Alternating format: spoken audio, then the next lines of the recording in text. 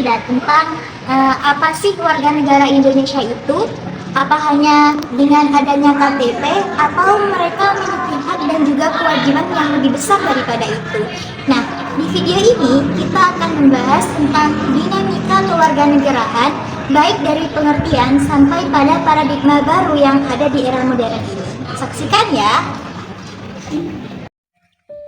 Secara sederhana, kewarganegaraan adalah hal ihwal yang berhubungan dengan warga negara. Dalam arti hukum, kewarganegaraan didefinisikan sebagai ikatan hukum antara seseorang dengan negara. Ikatan ini menimbulkan hubungan timbal balik berupa hak dan kewajiban. Seseorang yang memiliki ikatan hukum tersebut disebut warga negara. Jadi, warga negara adalah orang yang secara hukum menjadi anggota suatu negara.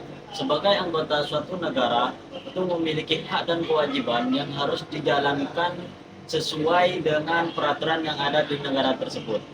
Sedangkan kewarganegaraan adalah status hukum yang menjadi hubungan resmi antara seseorang dan warga negara. Status ini memberikan perlindungan dan sekaligus tanggung jawab dari warga negara tersebut. Jadi, warga negara seringkali diartikan dengan orang-orang yang sebagian dari suatu penduduk wilayah yang menjadi unsur negara. Istilah warga negara pada dulunya sering disebut hamba atau kaula negara. Tetapi pada kenyataannya, istilah warga negara lebih sesuai kedudukannya sebagai orang yang merdeka. Karena warga negara mengandung arti peserta, anggota atau warga dari suatu negara. Warga negara merupakan suatu peserta dari suatu persekutuan yang didirikan dengan kekuatan bersama atas dasar tanggung jawab bersama dan untuk kepentingan bersama pula.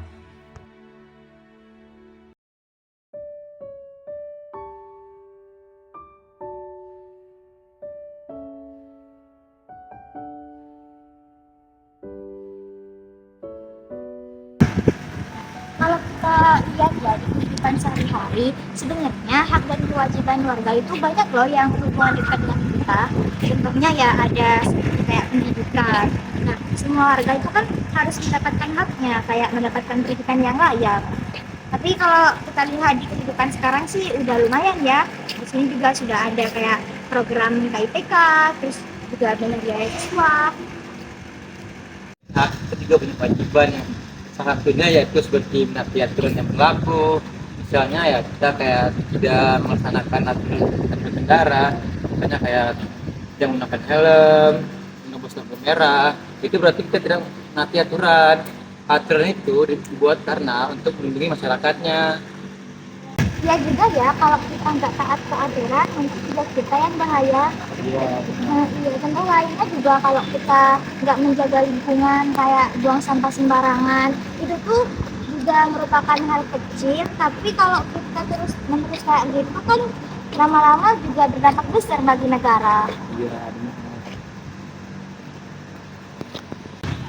Saya akan menjelaskan tentang unsur-unsur negara. Di dalam sebuah negara harus memiliki unsur. Yang pertama ada rakyat, yang kedua ada wilayah, yang ketiga ada pemerintahan yang berdaulat, yang keempat ada pengakuan dari negara lain. Nah, apa itu rakyat? Rakyat adalah orang-orang yang mendiami sebuah negara. Yang kedua, wilayah adalah daerah tempat di mana negara tersebut berdiri. Kemudian, pemerintahan yang berdaulat adalah pemerintahlah yang berkuasa atas segalanya di dalam negara tersebut. Setelah itu, penting bagi negara mendapatkan pengakuan dari negara lain agar negara tersebut dapat diakui secara internasional. Selanjutnya, saya akan menjelaskan fungsi negara. Fungsi negara adalah tugas negara untuk mengatur dan melindungi masyarakat. Beberapa fungsi negara diantaranya yaitu seperti menjaga keamanan ketertiban, kesejahteraan masyarakat, menjaga negara dari ancaman, serta menegakkan hukum dan keadilan. Dengan kita melaksanakan fungsi negara, negara akan menjamin kita hidup aman dan sejahtera. Selanjutnya yang akan dijelaskan oleh teman saya yaitu bentuk negara. Selanjutnya, saya akan menjelaskan tentang bentuk negara. Nah, secara umum bentuk negara ini ada dua. Yang pertama, negara kesatuan, dan yang kedua, negara federal. Nah, di mana negara kesatuan ini adalah negara yang pemerintahannya itu menjadi satu di pemerintah pusat, seperti Indonesia. Sedangkan kalau negara federal itu terdiri dari beberapa negara bagian. Nah, di sana juga setiap wilayahnya itu memiliki kewenangan sendiri untuk mengatur wilayahnya masing-masing. Contohnya itu ada Amerika Serikat, di mana negara bagiannya itu ada Texas, California, kemudian ada New York, dan juga Virginia, dan masih banyak lagi. Nah, sekian penjelasan tentang bentuk negara dari saya. Berdirinya suatu negara dipengaruhi oleh beberapa faktor penting, yaitu rakyat-rakyat merupakan salah satu unsur yang harus dipenuhi dalam pembentukan suatu negara. Karena negara sebagai organisasi formal pasti memiliki anggota. Suatu daerah tidak dapat disebut negara tanpa masyarakatnya. Wilayah-wilayah adalah bagian dari bumi yang digunakan oleh warga negara untuk organisasi negara. Pemerintahan adalah organisasi yang memiliki kekuasaan oleh kedaulatan untuk menegakkan hukum dan peraturan di daerah tertentu. Negara juga memiliki sistem pemerintahan, yaitu sistem pemerintahan parlementer, sistem pemerintahan presidensial, serta sistem pemerintahan campuran.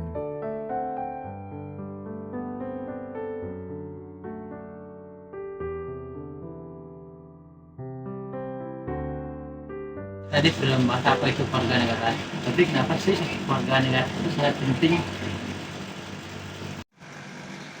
Status kewarganegaraan itu penting karena menentukan hubungan seseorang dengan negaranya. Nah, dari situ kita bisa mendapatkan hak-haknya kita seperti pendidikan, kesehatan, dan juga perlindungan hukum. Betul tuh, misalnya kalau seseorang tidak memiliki kewarganegaraan yang jelas, orang tersebut itu akan kesulitan mendapatkan bantuan dari negara. Seperti halnya kasus contoh yang ada di dunia ini, yang disebut dengan stateless. Itu orang yang tidak memiliki kewarganegaraan. Nah, orang yang stateless ini biasanya mengalami banyak kesulitan seperti untuk berobat, untuk bersekolah, bahkan untuk bepergian juga karena mereka ini juga tidak memiliki identitas resmi. Simpulkan, kewarganegaraan bukan hanya tentang administratif, tapi juga tentang dasar kemanusiaan. Oleh karena itu, setiap negara biasanya memiliki aturan yang jelas mengenai siapa yang diakui sebagai warga negaranya. Di mana saat ini masih banyak masyarakat yang belum memiliki identitas kependudukan seperti halnya KTP dan akte kelahiran.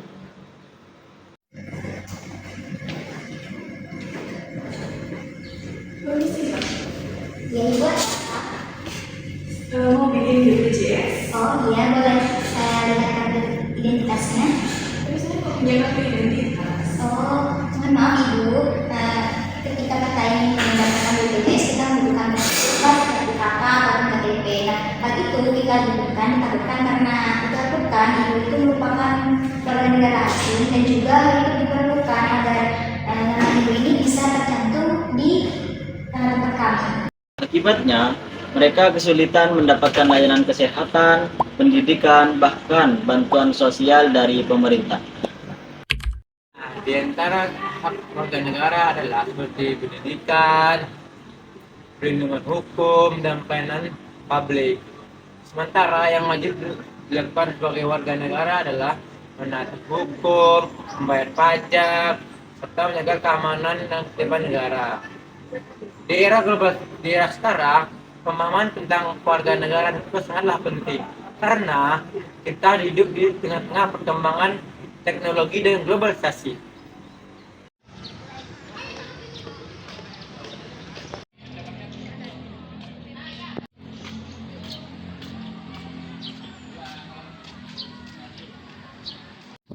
Lia, tau nggak? Kenapa? Aku dapat pekerjaan di luar negeri. Oh iya, terus kamu terima apa enggak? Terima. Tapi katanya kalau menjadi keluarga negara sana enak loh. Tapi ya kalau kamu ambil keluarga negara di sana, kamu nanti bisa dicabut dari luar negeri. Kok bisa? Iya, itu ada hukumnya. Kewarganegaraan seseorang dapat diperoleh melalui beberapa cara. Yang pertama, melalui kelahiran. Di Indonesia, seseorang yang memiliki orang tua WNI otomatis akan menjadi WNI. Yang kedua, melalui pernikahan beda negara dengan syarat perkawinan yang sah dan tinggal di Indonesia minimal 5 tahun dan melapor kepada pejabat. Namun warga negaranya juga bisa hilang contohnya jika seseorang secara sukarela menjadi keluarga negara lain serta dalam militer asing tanpa izin atau tidak lagi mengakui Indonesia sebagai keluarga negaranya. Ya. Beberapa tahun terakhir muncul kasus WNI yang tinggal di luar negeri atau bekerja di luar negeri yang membagi kewarganegaraannya dengan alasan pekerjaan atau kesejahteraan. Hal ini menunjukkan bahwa status kewarganegaraan dapat diubah sesuai dengan pilihan hidup seseorang, di mana keputusan tersebut menunjukkan bahwa kewarganegaraan bisa diperoleh maupun dilepaskan sesuai dengan ketentuan hukum dan pilihan individu. Paradigma baru kewarganegaraan menekankan bahwa menjadi warga negara bukan hanya tentang status hukum, melainkan tentang kesadaran, partisipasi, dan juga tanggung jawab tentang kehidupan bermasyarakat.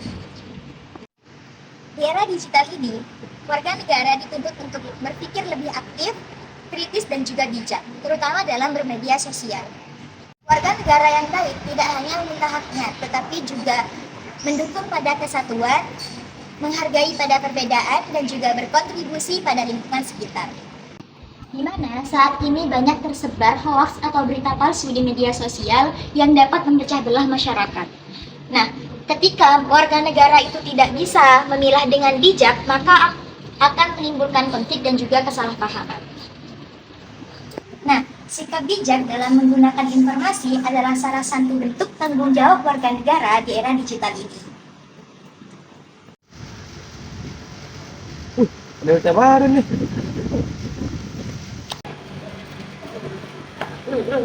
Apa Berita baru mas. Berita apa mas? Kata temanku ini lagi viral. Terus Kan kita sebarkan ke teman-teman. jangan dulu mas, kita itu sebagai mahasiswa itu jangan mudah terprovokasi mas, kita itu harus teliti mas, kita itu berita itu benar apa tidak. Ayo mas, cek dulu mas. Ya. Tuh kan mas, beritanya ini gak benar mas, makanya di sini fungsinya kalau misal ada berita itu harus diteliti dulu beritanya benar apa enggak. Berhubung ini beritanya nggak benar mas, jadi jangan di share ya. Nanti takut ada keliruan atau jadi masalah. Oke mas. Coba mas. Ya mas. Nah, ini saya sedang berada di makam Wage Rudolf Supratman atau biasa disebut dengan WR Supratman yang menciptakan lagu kebangsaan Indonesia Raya. Karena perjuangan mereka lah Indonesia dapat berdiri sebagai sebuah negara yang berdaulat. Dari tempat ini kita bisa belajar bahwa negara yang kita miliki saat ini tidak terlepas dari perjuangan para pahlawan. Karena itu, sebagai generasi muda kita harus menghargai jasa mereka dan terus menjaga persatuan bangsa. Pahlawan yang dimakamkan di tempat ini merupakan bagian dari rakyat Indonesia yang dahulu berjuang mempertahankan wilayah dan kemerdekaan negara. Karena itu, sebagai generasi muda, kita harus menghargai jasa mereka dan terus menjaga persatuan bangsa.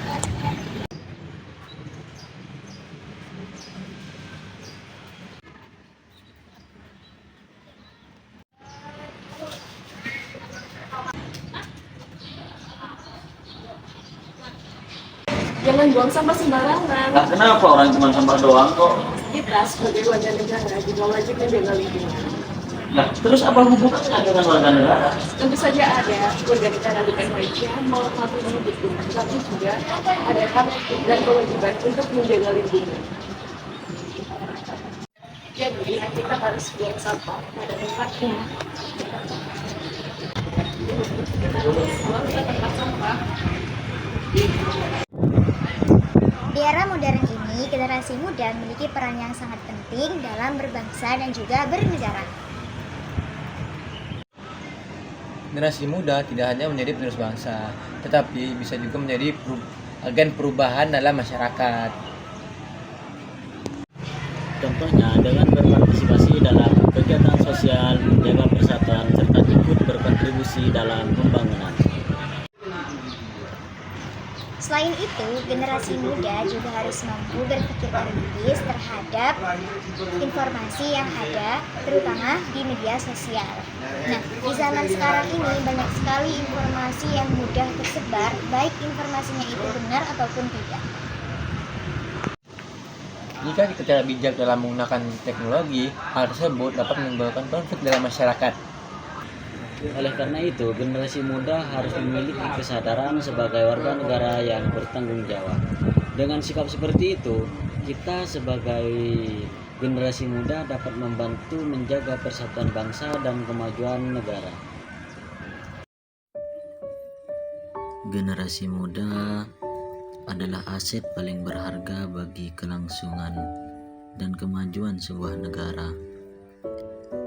Mereka bukan hanya penerus estafet kepemimpinan, tetapi juga agen perubahan dan penggerak inovasi di berbagai bidang. Sejarah telah membuktikan bahwa pergerakan dan semangat pemuda mampu mengubah wajah bangsa.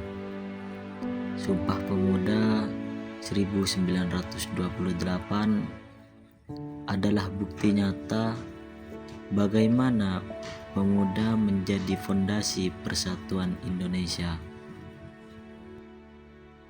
Dari pembahasan yang kita lakukan dapat disimpulkan bahwa kewarganegaraan ini memiliki peran penting dalam setiap individu.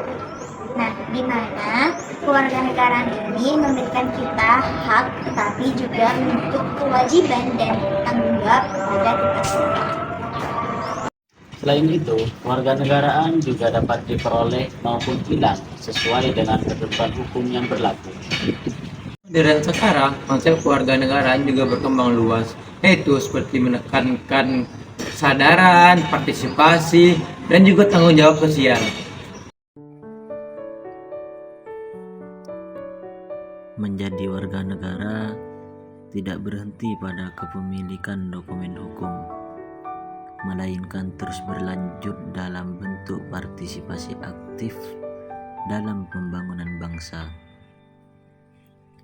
Warga negara yang baik adalah mereka yang tidak hanya menuntut haknya, tetapi juga berkontribusi nyata, kritis terhadap kebijakan yang tidak adil, serta menjunjung tinggi nilai-nilai Pancasila dalam kehidupan sehari-hari.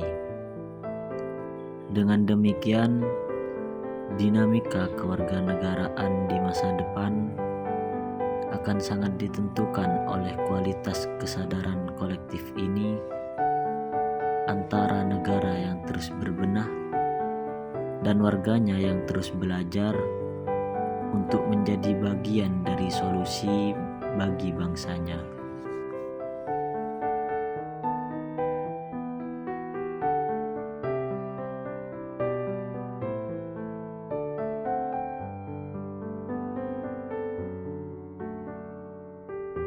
Kewarganegaraan bukan hanya tentang status, tapi juga tentang kesadaran untuk menjalankan hak dan kewajiban demi kebaikan bersama.